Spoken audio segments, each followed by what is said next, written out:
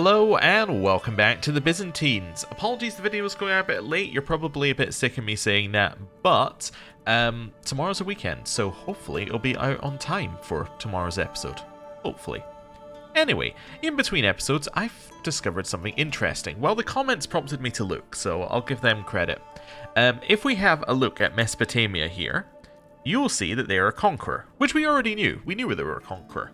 And that was why they're so aggressive, because it affects the AI's desire to declare wars, and then they get some benefits for it, they get more taxes, it's cheaper for them to have men at arms, so on and so forth. But the comments suggested that this was not the reason why they were sieging quickly. The reason was that they could be a scourge of the gods, which they are, which is the even scarier version of Conqueror. So Conqueror gives you all of these bonuses, which is pretty bad to start with. But Scourge of the Gods gives you the ultimate health boost, or the godlike health boost, so that they're very, very, very healthy, so they'll live for a long time. They have unlimited invasion casus belli, which actually means that in theory we got lucky with the type of CB that they were declaring. They could have declared for a kingdom, because they have unlimited invasion casus belli. They only declared for a duchy. So even if we had lost that war, we wouldn't have lost it that badly, comparatively. But this is what was really hurting us. Siege phase time down 50%. So, way sieges work, if you don't know, is basically sieges will happen, they'll have an event happen every X number of days. Let's say it's 30 days by default. And then your siege power, I believe, then increases the chance of something happening on that day. So all of the sieges are effectively estimates based upon your siege power versus how many days that you're sieging, and then how often you should get a trigger for it to progress, right? So, halving the siege phase time is incredible because it doesn't actually half the time that you're sieging. It actually increases it by more, because you're getting a trigger you're getting a trigger twice as fast, right? But one of those triggers is that you can breach the walls that then makes the siege faster. So what this does is it means that you get to the point where the walls breach faster, which means that actually you're not just getting the double times sieging, you're getting to the point where the sieges go quicker, which means that it's significantly faster. On top of that, the army siege weapon effectiveness is up and siege progress is up, which means that when you get these siege events, they're going to be more effective, which all basically coalesces into one singular sieges are going to be quick outcome, right? Sieges are just going to be almost instantaneous, which is what they were. They also had 25% army movement speed. This is why we got repeatedly in trouble trying to chase the armies, because their armies were literally moving 25% quicker. We were actually incredibly lucky as well that we didn't run into this 25 advantage. I'm assuming that's because the leader wasn't leading the army, right? When we were fighting him, we must have been fighting one of the smaller armies that had a different leader, and then as people joined, we never actually ended up fighting this guy with the full army. But if we had, he would have destroyed us, because he would have been 15 advantage higher than any of ours, which is crazy.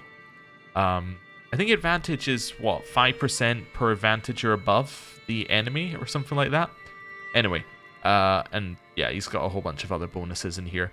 Especially, these bonuses are also hit us pretty hard, because it means we can't scheme against him. We basically just have to tank him every time he declares war. We just have to mobilize all forces and defend. So yeah, he's pretty scary to have as a neighbor. I'm hoping that because we have got this white peace with him, he's going to declare war on someone else down here, and then he's going to have other neighbors to declare that are more of a they're a tastier neighbor for them to declare on. So if he could, say, take out Arabia, then maybe he's going to be declaring war on all of these people, and he's not going to be looking at us. Also, if he could get a border of Khazaria, that would be interesting. Oh, never mind. It would have been interesting, but Khazaria has lost its I thought you had a conqueror in charge. No, Khazaria is just naturally big. Alright, well, ignore what I was saying. I was going to say it would be scary because they had a conqueror as well, but no. Also, wait a second. Huh, interesting. It's an unreformed Jewish faith that's in charge of Khazaria. You don't often see the Jewish faith do that well in Crusader Kings, but, well, there you go. Usually this is also Tengri, right? Like, I think that's what usually happens. But maybe there was a conqueror that took over some of the land at one point. I'm sure there was a conqueror here, but I don't know where it's gone. Anyway. Yes, but yeah, Scourge of the Gods, very, very, very scary. So we probably want to boost up our army a little bit. We want to get ourselves in a position where we can actually fight them off with like a pretty big buffer. Potentially getting some alliances would be good. We do have a couple of marriages that we need to do, so that would probably be ideal. I did see other people suggesting things that I've said before as well. Like, when you're in a war like this, the amount of pop-ups you get as an empire is actually insane.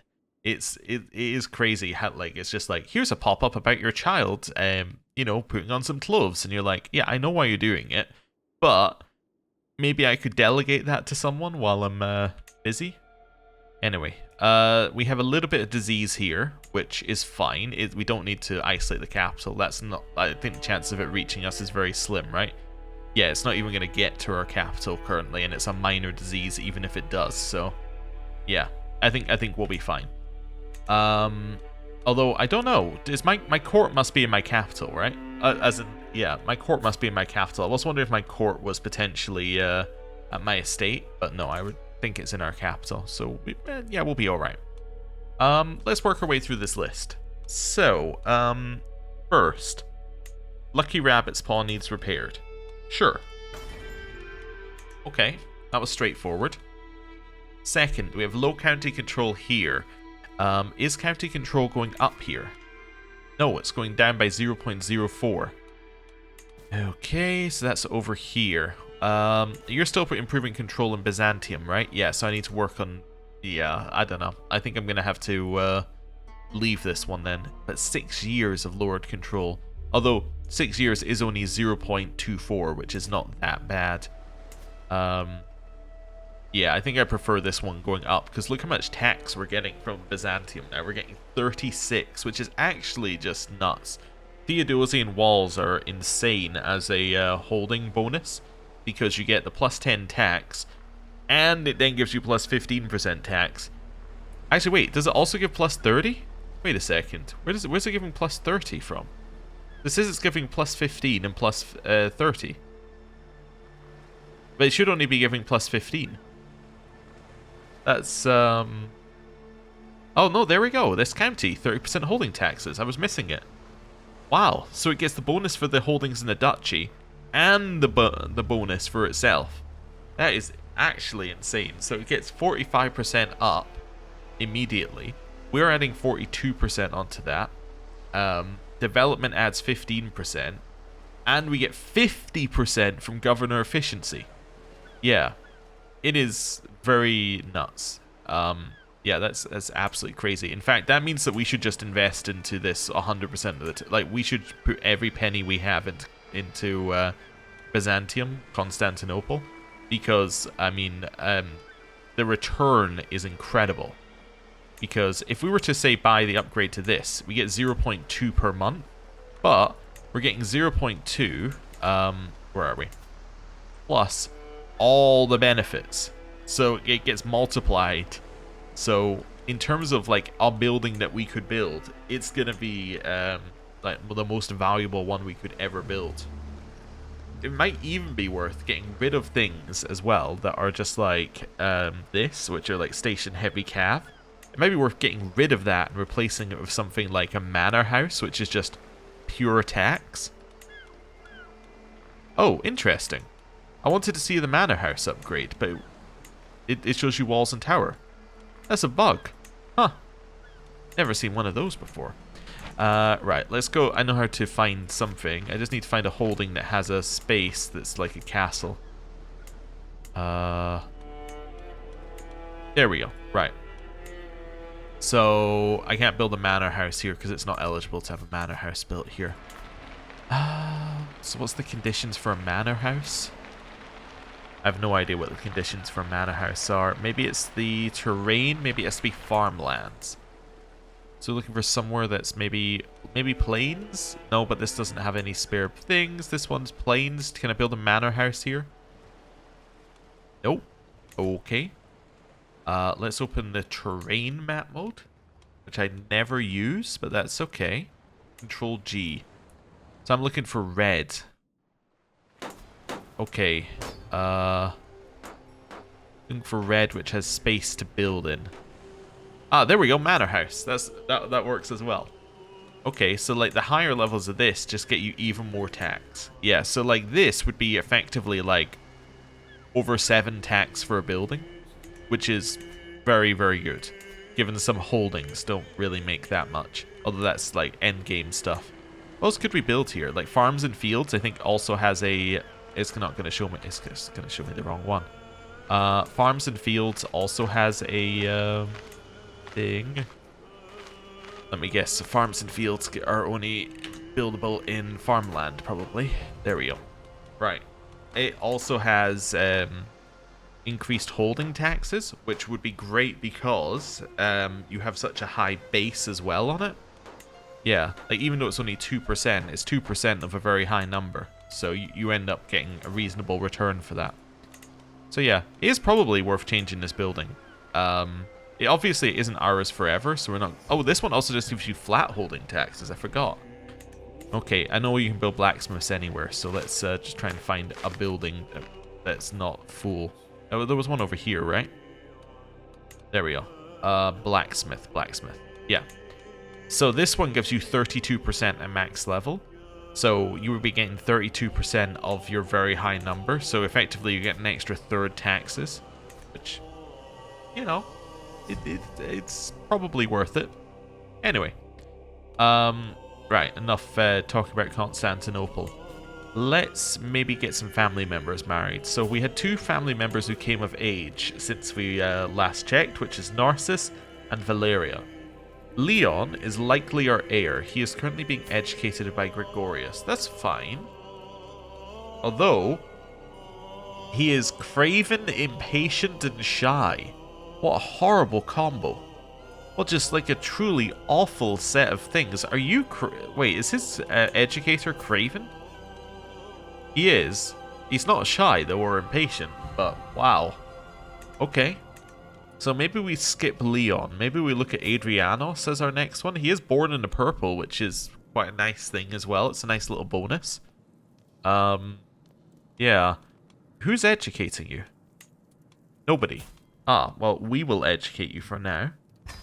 And you're 4, so I'm immediately going to influence you. I want you to be gregarious, right? Not generous, gregarious, or ambitious is good, though. Ambitious is really good. I'm going to try and make you ambitious. And then what we want to do is we want to go in here. We want to make ourselves a little message. So, educate Adrianos. Heir. There we go. That works. Now I'm questioning things. You know what we can do here? Wait, player Heir. I spelt it right the first time and then corrected myself. There we go. And then I will also correct it on this one down here so that yeah, that's that. Okay, so back to Adrianos. When were you born? March 6th. So let's go forward to March. Back to the 6th. And then that makes you 5. This makes you 6. Wonderful. And we'll try and get him a really good educator, because I think we need it. Yeah. Yeah, it's not ideal. I was thinking Leon was going to be our heir, but, like, no way. Like, I'm not playing craven shy if I can avoid it. Like, impatient isn't even that bad. It's just that if this is the best of your 3 traits, then you've got a problem. Right? Like, this is an okay trait to have as, like, your bad trait. If you're going to have, like, you know, 2 good ones and a bad one. This is not an okay one to have as your only good trait. Anyway. Narcissus, likely not our child. Valeria, almost certainly our child due to the intelligent upgrade. But the problem with Valeria is that although we would love her to be our heir, right? She would be a fantastic heir for a feudal heir. I can contribute 20 just to show this off, right? I'm just going to support Valeria for a second here. Where is Valeria? There we go. She's down here. I'm going to just put it in here. So 1, male preference makes it cost an extra 100 just to invest, right? So I put her in here. She's not even showing up on the succession yet. So this is what? The Desposit of Epirus. So if I look at succession, let's just find out where she is. So we've invested, just to remind you. There you go. So she is down here. And she loses 155 due to male preference. She is effectively losing the entirety of the powerful family rating due to male preference. And what's even worse is this percentage goes up. Or not percentage, like this value goes up because it is a percentage of the other values. So the more we invest, the lower that's going to go. Although, wait a second, I invested in Valeria and it actually hasn't increased. Did I increase your one by accident? No, wait. I'm sure I wait, did I not just invest in Valeria? Wait, maybe I invested in her for the Byzantine title? No, it's Desposit of Epirus is what I did. Yeah, I guess it's just not showing up for some reason. Yeah, cool. Anyway. Yeah, so that's why she can't be our heir. So, now we've looked at our potential heirs, let's marry them off. Let's marry off these ones. Now we have an idea about who's gonna be who. Also, Anastasia, same problem as her sister, she's just not as good. So, Narcissus. Let's see who we can marry off to. Who's the best ally we can get? Let's just see. So I reckon the best ally is these guys. Yeah, I don't really want to marry a Swords for Hire adventurer group. I don't think that's going to be good. I don't think that's what we're looking for.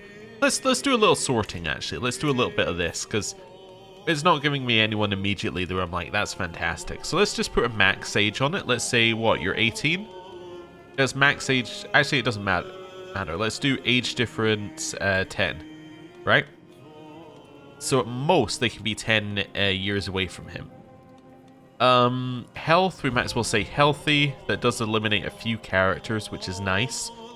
Religion, say Christianity. Culture, we don't care right now. Inheritable trait could be nice. Okay, let's have a look at alliances. I would love an alliance. So it gives us 194. Not lowborn. 190. Okay, so it did actually eliminate a few people, which I was surprised it did, because some of them were getting us alliances. Must be like sisters or brothers or things like that. We would prefer not a ruler, because we would like them to, yeah, we would like them to join our court afterwards. Okay. We would also prefer prestige gain. Okay. Well, this gives us a smaller list. 29 is much easier to deal with. So we have the Kingdom of Nubia down here. They're currently in some conquest wars, but they could be a reasonable option.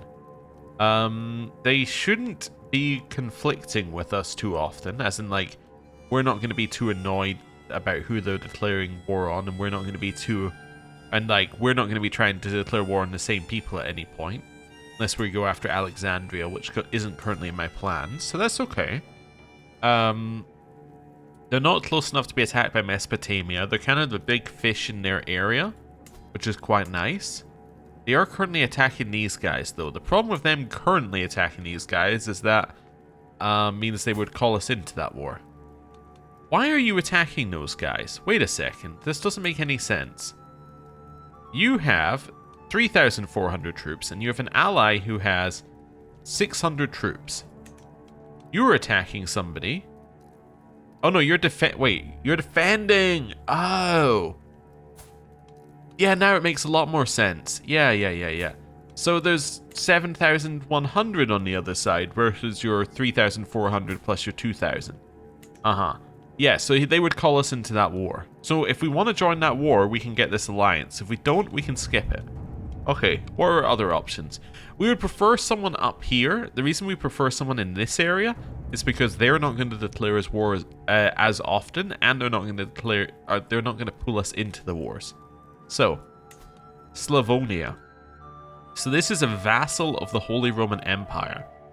They have 2,000 troops. Okay. They are near my territory, but they couldn't call us into wars against my vassal. Actually, they wouldn't even be able to because they're underneath a liege, right? Yeah. So actually, they would. Yeah. So the only wars they could call us into are them attacking Rab, them attacking the Pavlids, or Bulgaria, or yeah, one of their like internal vassals. They're not going to be big wars apart from Bulgaria. Bulgaria is weaker than us. Yeah. So I think this is actually a good marriage in terms of like where they are. I like this one. Okay. Who else have we got? Princess Marthe of West Francia. Now this is looking good. 4,000 troops. They are definitely the big fish in their area. They are the same dynasty as Lotharingia. Are they allied? No. So they may call us into a war with Lotharingia, although you don't have a claim on Lotharingia. You have a claim on Brittany, so you may call us into a war with Brittany. But that's pretty good. Yeah, okay. I think that's a solid one. Al-Andalus may attack you, but if you're allied to us, it would only be if you're attacking them, not if they're attacking you. Because they wouldn't attack somebody who has, who has more, like, double their troop count. Or they shouldn't, anyway. Yeah, I think this one's okay. Who else have we got? We got Duchy of Deheubarth, which is fairly weak, but yeah, kind of unconnected, which is nice. They would be able to join us in any war. These are my vassals. Okay. Yeah. So I think we're looking basically at 3 options. Slavonia, West Francia, or Nubia. I don't really like Nubia because it's kind of in the wrong... Like, it's not easy for them to reach us because they're not on a sea that connects to our sea. And they're going to call us into a ton of wars. I'm not a huge fan of that. Slavonia, I'm kind of into, but I think I'm more into West Francia. So, you are going to marry Princess Marthe, who also has an inheritable trait, which is just a nice added bonus. I think I'm happy with that one. Yeah, I can't do a grand wedding because I have no money, but I don't want to do one anyway, so that's fine. And we can always choose to do one at the time if it makes sense. Right. Next, we are looking at our second child who needs to get married, Valeria. Now, Valeria being a genius, we may, under normal circumstances, want to keep her in our court. However, we're not using matrilineal marriages just to spice things up a little bit, so let's see what we got. So we have Duchy of Slavonia, which we've already previously mentioned. Do they have temporary strength? No, so this is just their strength. They have 2,000 troops. You can marry Stanislav right now. Okay. We have the County of Rouen. So they're a vassal of West Francia, so I don't really want to do that. We have these swordsmen over here, who are swords for hire. Okay.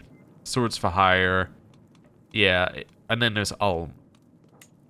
Yeah, Ulm only has 500 troops. So I think really our only option is the Duchy of Slavonia right now. So Stanislav. Yeah. I mean, this is fine. Is he in line? He's second in line. Okay. I mean, that's fine. Stanislav. That seems like a reasonable marriage. It gets us the other alliance we were looking at. Yeah. Let's do it. Right. Inherited the them of Dyrrhachion. Because my counselor died. He flagellated himself to death. Okay. Marshal. That's going to be you for now. Okay. And then I got a whole them. Okay, so that was the them of... I am finding it in here. This one. Okay, so this is the them which is underneath our kingdom. Okay. So who am I going to give this to? I mean, I could give this to Narcissus, my son. Yeah, I mean, he's not going to inherit the main title. Might as well get the them, right? Ambitious. I approach my son Adrianos with the question, do you like being a child? No, he wrinkles his nose. Adults treat me like a hound. They always tell me what to do. Prove their folly to them. Show eagerness. Strive to be more than you are unless you want to be contented like a child, even as your body withers of age. I don't care. I'm going to wither either way. Alright, well, child, I'm going to have to send you a gift. Hey, a marriage happened. I have to send you a gift because otherwise I'm going to be too stressed. So I'm going to send you 2 gifts. Then I'm going to take the stress hit. It is very annoying, but anyway. I got some new things for my royal court, I just realized. We got new artifacts. Do it by acquisition date? Okay. I'm still very tempted to just destroy these. People said not to do it. So, you know what? I'll trust people, but like, I am very tempted to destroy this garbage that I've just been given. Oh, anyway. We also now have a court event as well. Let's do it. I find my son Leon sitting on the floor surrounded by spilled paint and pieces of canvas for the 3rd time this month.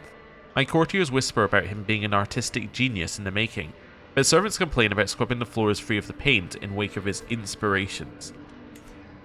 It almost looked like he had like a beard here, but he doesn't. He just has a very oddly shaped face. Okay. Focus on useful studies or his genius will be nurtured.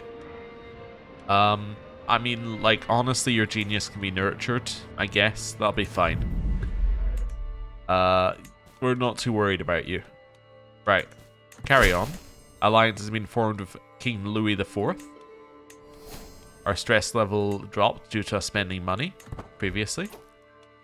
Right. Oh, so you've now got the betrothal locked in. Perfect. That's all I was waiting for before. I grant you the them of this. Yes. Grant. We're still 2 over our domain limit? Really? Wait, you're still underneath this, right? Yeah, you'll still be underneath this. That's okay.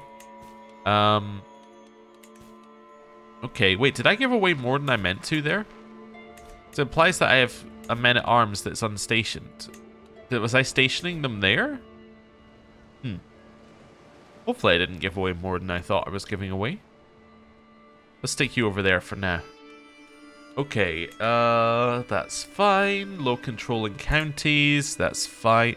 Oh yeah, this Bragger wand. Okay, so I have a new one here. So I have Patnos over here, which is part of Greater Armenia.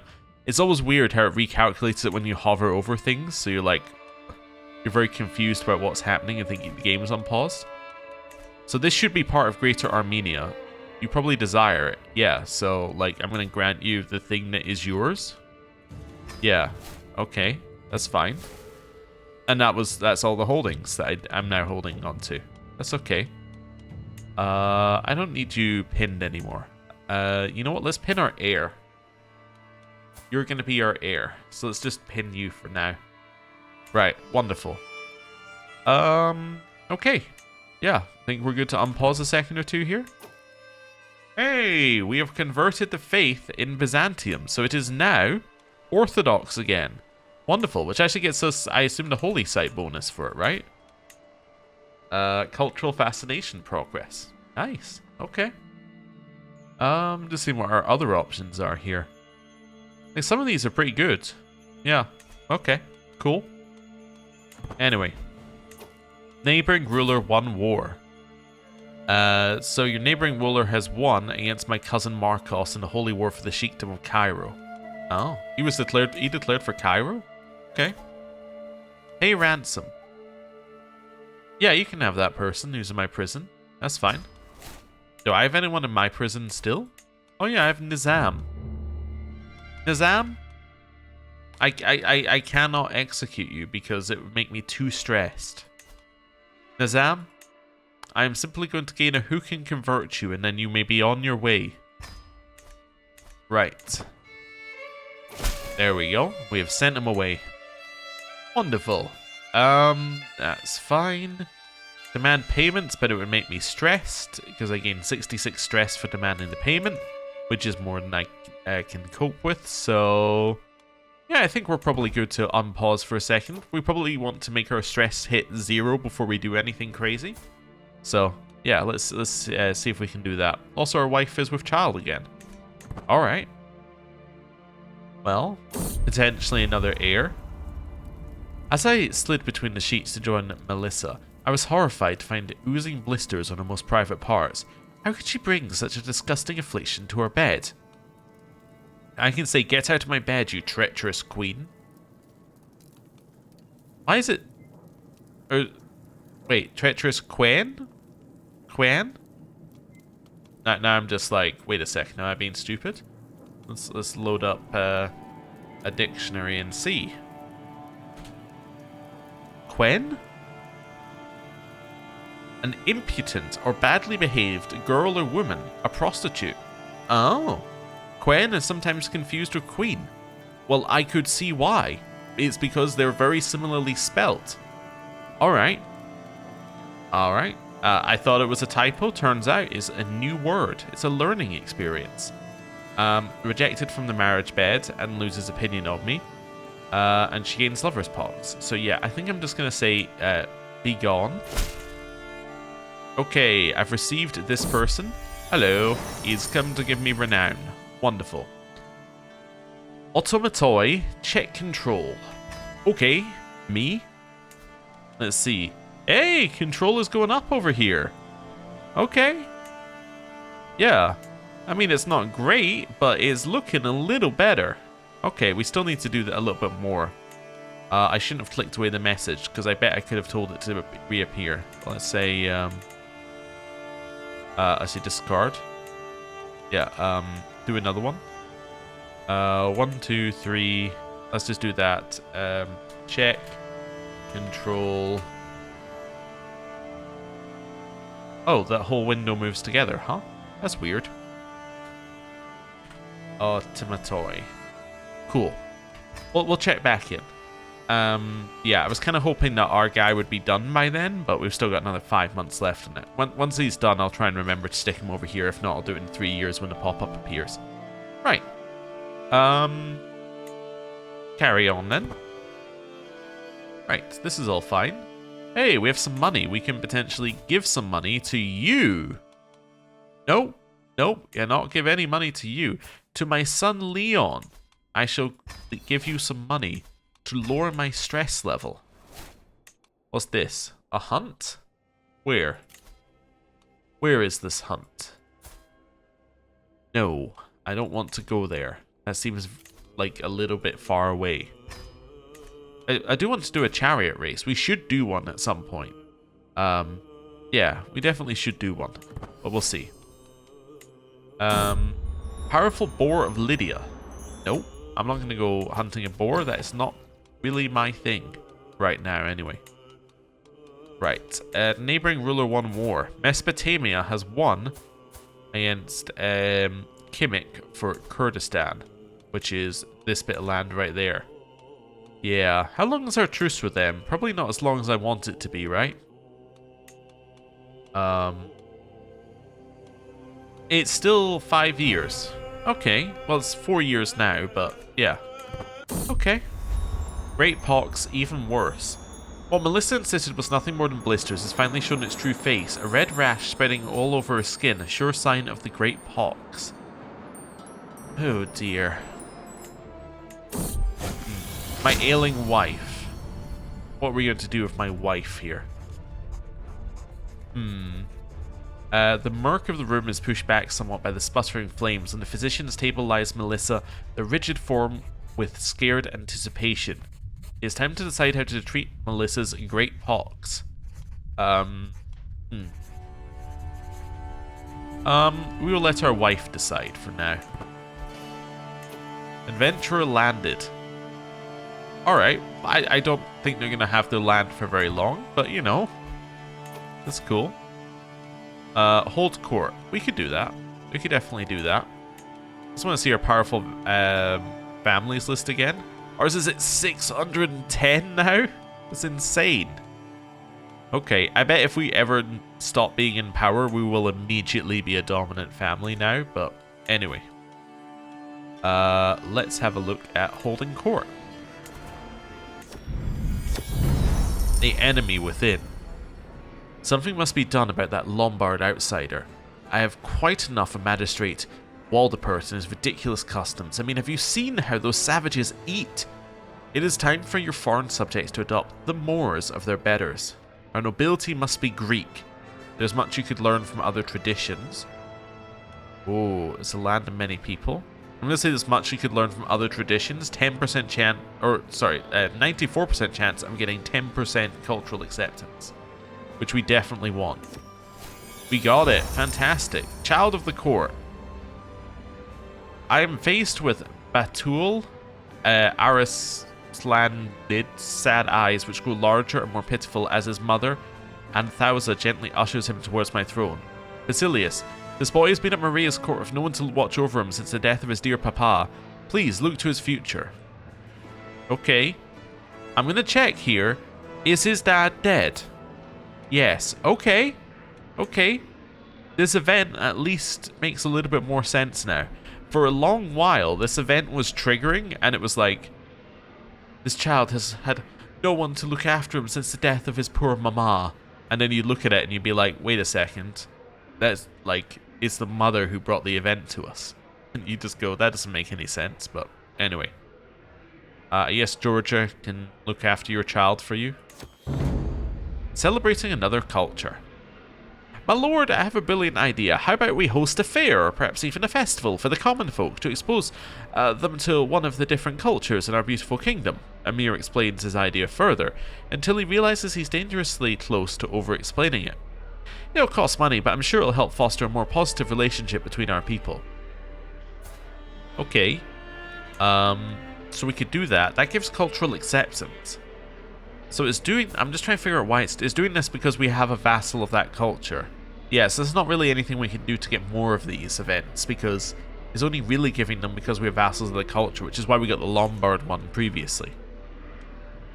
So I could spend 500 gold, I could spend 150, I can spend 300, but I would gain stress because I'm generous.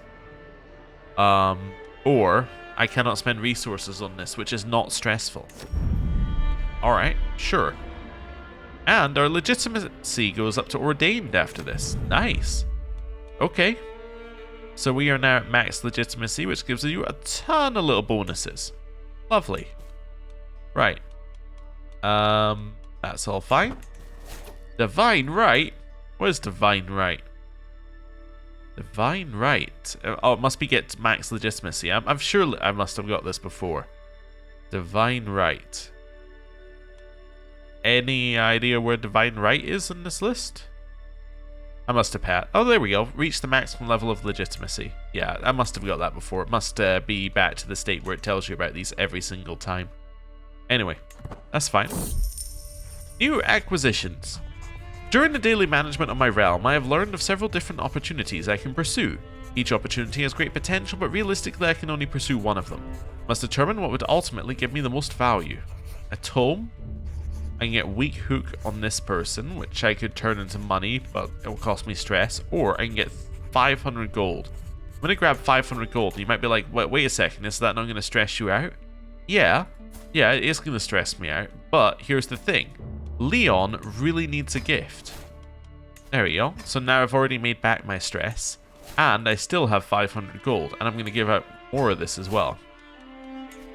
There we go. And now we're at 0. Wonderful. And now we're ready to do other things. Great. Okay, anything in here? Nope. Okay, truce is 4 years. Who have you declared war on? You declared war on the Seljuks. Yeah, they're gonna lose. Okay, fair enough. We're now, by the way, earning 50 a month. The reason why we're earning so much more than we were at the start of the episode, I bet, is because we had men-at-arms recharging. Men-at-arms have now recharged, so now we're earning full amounts of money. Neighboring ruler won war. A neighbor is won against my vassal.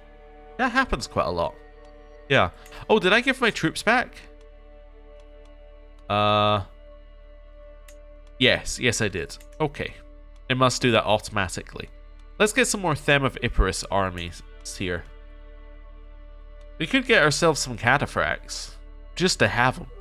You know, they are very expensive though, but you know, they're incredible units. Could also just get ourselves some siege units. That's probably worth it. Let's grab ourselves some siege units. There we go. And then, yeah, I probably want to increase some other Them stuff as well at some point. I also, well, we're maxed out on our men-at-arms basically, so yeah, maybe I'll upgrade this one rank. There we go. Sure, that works for me. Increase control in county done. Aha. So now this is making us as much as it can ever make us, at least until we build more buildings. So it's making us 41 tax a month. That's pretty good. I'm a huge fan of that. Also, I realized something here. I should be mentoring you in governorship, if you would say yes.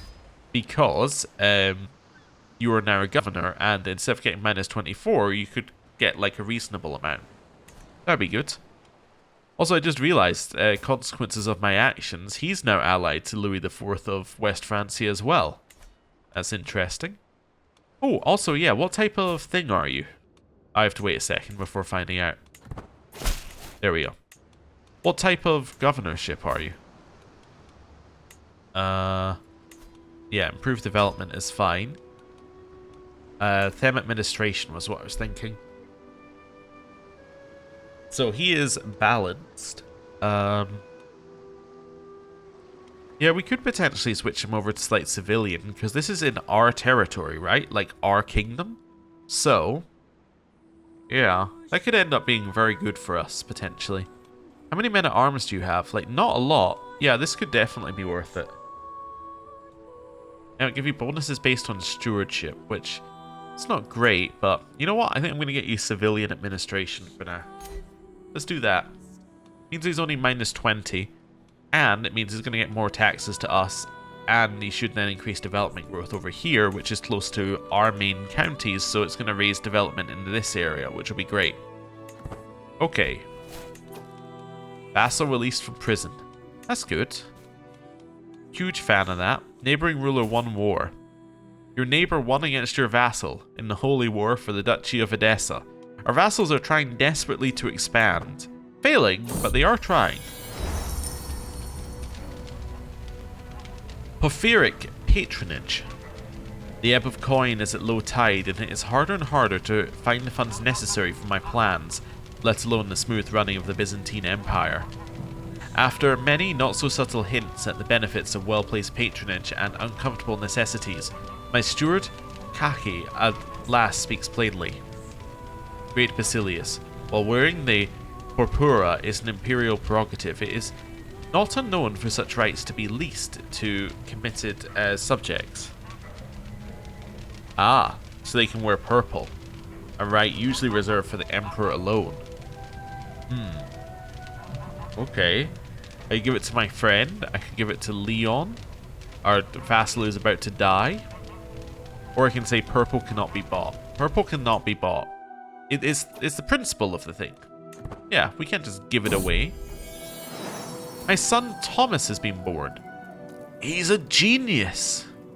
Ooh. Okay. Except he's not called Thomas. He's actually called...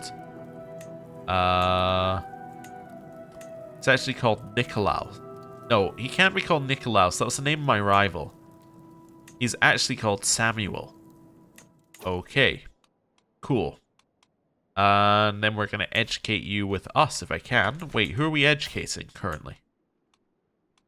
Oh, Anastasia? I do apologize, but yes, no. Loses Adrianos as his ward. Why would I lose Adrianos as my ward? Do I have to do it here? Yeah, okay, if you remove it from there, okay, I understand. I understand why. I clicked on myself, so it was like, you want to remove it from yourself, but I didn't really want to remove it from myself. Anyway, my daughter shall educate you. She is a genius, after all. Right. Wait a second. She had a victim? Who's your victim? The victim's this random person. Alright, so when he comes by and kills you, like, just know that it was your fault. Right. Samuel, we are going to educate you ourselves. We're then going to set up a little message for you, Samuel. Well, 2 messages. You may be familiar with these at this point. The first one is influence Samuel.